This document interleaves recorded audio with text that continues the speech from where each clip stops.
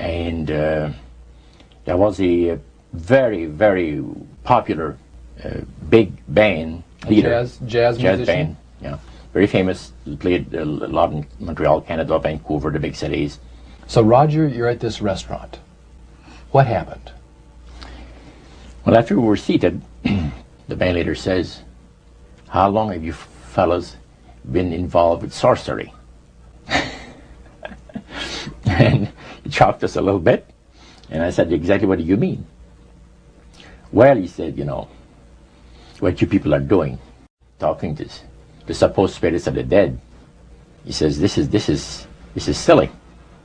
And this man had been at the seance with you. Yeah, oh yeah. And he's telling you that it's silly what you've just done. He says, "I want power, I go right to the source of power." And he says, "How do you think that I became famous the way that I am?"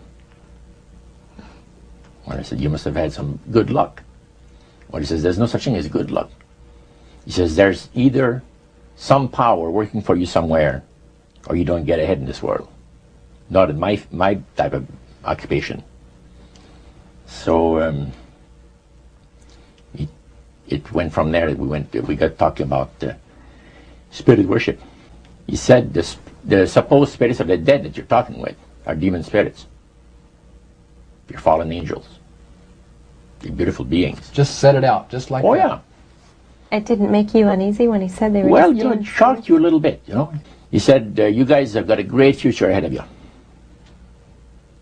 Because we've been told, the high priest of our society, secret society, has been told that the master has very special plans for you too."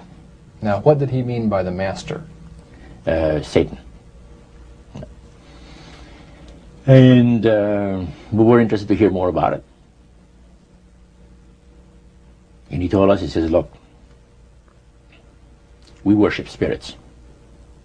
We worship Lucifer and all his angels. They're just as beautiful as they did before they were cast out of heaven."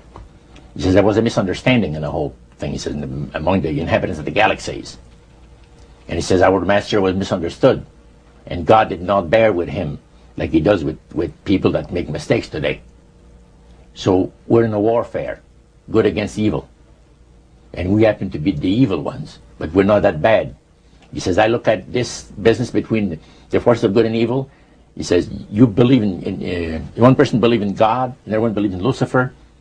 It's like politics." So the great controversy is real.